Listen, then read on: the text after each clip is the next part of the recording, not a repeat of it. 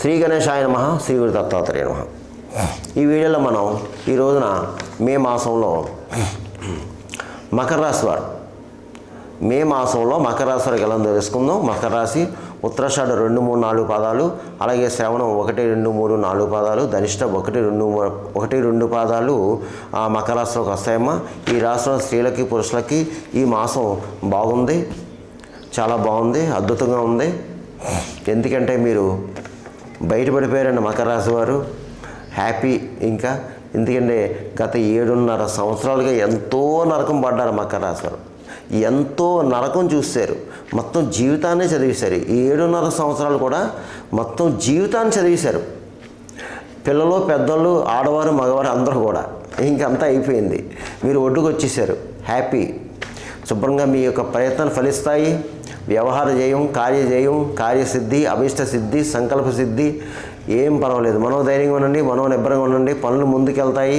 కుటుంబ సఖ్యత బాగుంది, దంపతుల మధ్య ప్రేమ అనురాగాలు ఉంటాయి. ఈ 7.5 సంవత్సరాల్లో చిన్న చిన్న చికాకులు వచ్చి విడిపోయిన భార్యాభర్తలు మళ్ళీ కలుసుకుంటారు. అలాగే వివాహం కానీ వారికి వివాహం అవుతుంది, అమ్మాయిలకి అబ్బాయిలకు కూడా. అలాగే విదేశాలకు వెళ్ళేవారు కూడా విదేశాలకు వెళ్తారు. మీ యొక్క సంకల్పం నెరవేరుతుంది. అలాగే భూగ్రహ సంబంధ లావాదేవీలు పూర్తవుతాయి. స్థిరాస్తి విషయంలో కూడా కొలుక్కొస్తారు. అలాగే కొన్ని బాధ్యతలు చేపడతారు. సంఘంలో గౌరవ మర్యాదలు పొందుతారు. పరపతి పెరుగుతుంది. పెద్ద పెద్ద వాళ్ళని కలుసుకుంటారు, పెద్ద పెద్ద రాజకీయ నాయకులను కలుసుకుంటారు, మంచి మంచి పనులు చేయించుకుంటారు మీరు. అలాగే జీవన విధానం బాగుంటుంది, వృత్తిపరంగా బాగుంది. ఎవరు ఏ వృత్తిలో ఉన్నా సరే ఆ వృత్తిలో మంచి రాణింపు ఉంటుంది. మీ స్కిల్ బయటపడుతుంది, మీరు ఒక స్థాయి ముందుకు వెళ్తారు. అలాగే కొన్ని సందర్భాల్లో అప్పుడప్పుడు చికాకులు ఉంటాయి, కానీ అది కూడా ఏం పట్టించుకోవద్దు మీరు దయచేసి. కొన్ని చికాకులు ఉన్నా పట్టించుకోవద్దు. మీకు ఇప్పుడు కలిసి వచ్చింది. మెయిన్ ఏంటంటే కాలం కలిసి వచ్చింది. మీకు కాలం కలిసి వచ్చింది. గ్రహాల యొక్క కాంబినేషన్ బాగుంది మీకు. కాబట్టి మీరు తప్పనిసరిగా ప్రయత్నాలు చేసుకోవాలి. ఎక్కువ ప్రయత్నాలు చేసుకోండి, మీరు సక్సెస్ అవుతారు. ఏ విధంగా అయినా సరే సక్సెస్ అవుతారు. మీరు ఏ విధంగా అయినా సక్సెస్ అవుతారు. ప్రయత్నాలు గట్టిగా చేసుకోవాలి మీరు. దీంట్లో బద్ధకస్తులు ఉన్నారు కొంతమంది. ఈ బద్ధకస్తులు కూడా బద్ధకాన్ని విడనే ప్రయత్నం చేస్తే మీరు సక్సెస్ అవుతారు, 100% సక్సెస్ అవుతారు. ఇకపోతే రియల్ ఎస్టేట్ రంగంలో వరకు బాగుంది, మోటార్ ఫీల్డ్ వరకు బాగుంది, అలాగే స్పెక్యులేషన్ లాభిస్తుంది, షేర్ మార్కెట్ వరకు బాగుంది, ప్రైవేట్ కాంట్రాక్ట్స్కి బాగుంది, వ్యాపారస్తులకు బాగుంది, అన్ని రకాల వ్యాపారస్తులకు బాగుంది. కొత్తగా వ్యాపారం పెట్టుకోవచ్చు, జాయింట్ వ్యాపారస్తులకు బాగుంది. అలాగే ఉద్యోగస్తులకి ప్రభుత్వ పరంగా, ప్రైవేట్ పరంగా ఉన్న ఉద్యోగస్తులకు బాగుంది. మీ పై అధికారులతో ప్రశంసలు పొందుతారు మీరు. అలాగే రాజకీయ నాయకులు బాగుందండి, ప్రజల్లో మంచి గుర్తింపు తెచ్చుకుంటారు మీరు. గతంలో చాలా బాధపడ్డారు రాజకీయ నాయకులు, ఆరోగ్యరీత్యా, ధనం రీత్యా, శత్రువుల రీత్యా. అలాగే కొంతమంది అయితే మకర రాశిలో ఉన్న రాజకీయ నాయకులకు కొంతమంది పదవులే పోయాయి, అవమానాలు పడ్డారు, ఆస్తి పోగొట్టుకున్నారు, డబ్బు పోగొట్టుకున్నారు, ఆరోగ్యాన్ని పోగొట్టుకున్నారు. కానీ ఇప్పుడు మరలా మీరు ప్రయత్నం చేస్తే మీ పదవి మీకు వస్తుంది, మీ కుర్చీ మీకు వస్తుంది, ఆరోగ్యం బాగుంటుంది. మీరు అన్యాయంగా మీ దగ్గర నుంచి తీసుకున్న సొమ్ము ఎదుటివారు ఆ డబ్బు ఏదో ఒక రూపంలో మీకు కలుస్తుంది. ఏదన్నా మంచి టైం వచ్చిందని రాజకీయ నాయకులకి మీరు ఆ యొక్క సమయాన్ని ఉపయోగించుకోండి, వృధా చేయకుండా అవకాశాన్ని ఉపయోగించుకోండి. మీకు బాగుంది, ధైర్యంగా ఉండండి. ఇకపోతే సినిమా, టీవీ, కళారంగంలో ఉన్న వరకు బాగుంది, అన్ని రకాల డిపార్ట్మెంట్ వరకు బాగుంది. మంచి సువర్ణ అవకాశాలు వస్తాయండి. మీరు అవకాశాలను సద్వినియోగం చేసుకోండి. ఇక ఈ యొక్క మకర రాశి వారికి నేను చెప్పిన ఈ రాశి ఫలాలు, గోచార ఫలితాలు కేవలం మీకు 40% పనిచేస్తుంది. మిగతా 60% కూడా మీ జన్మజాతకం మీద ఆధారపడుతుంది. జన్మజాతకం, జన్మాతో ఉన్న లగ్నం, లగ్నాతో ఉన్న గ్రహాల యొక్క పరిస్థితి, జరిగే దశ, అంతర్దశ, ఇవన్నీ కూడా లెక్కేసుకోవాలమ్మా. ఎందుకంటే నేను చెప్పిన కొంతమంది జరగచ్చు, కొంతమంది జరగకపోవచ్చు. జరగాలని రూల్ లేదు, అలాగే జరగకూడదని రూల్ లేదు. నేను ప్రతి వీడియోలో చెప్తున్నానమ్మా, దయచేసి నా మాట వినండి. మీకు కావాలంటే మీ పండితుల దగ్గరికి వెళ్ళి అడగండి, చెప్పించుకోండి, పరిహారాలు చేసుకోండి.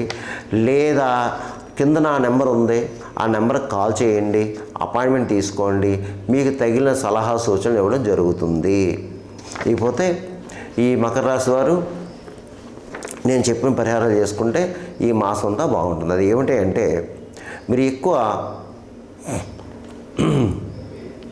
శివారాధన చేసుకోండి. అంటే శివాలయంలో అభిషేకాలు, సోమవారం రోజున శివాలయంలో అభిషేకాలు చేయించుకోవటం, అలాగే శుక్రవారం రోజున అమ్మవారి కుంకుమ చేయించుకోవడం, అలాగే శనివారం రోజున ఆంజనేయ స్వామి గుళ్ళో ప్రదక్షిణ చేయడం, ఆంజనేయ స్వామికి సింధూర పూజ చేయించడం, ఇవన్నీ చేయడం వల్ల, అలాగే ప్రతిరోజు కూడా శివ అష్టోత్తరం కానీ లేదా కాలభైరవ అష్టకం కానీ చదవడం చేసుకోవాలి.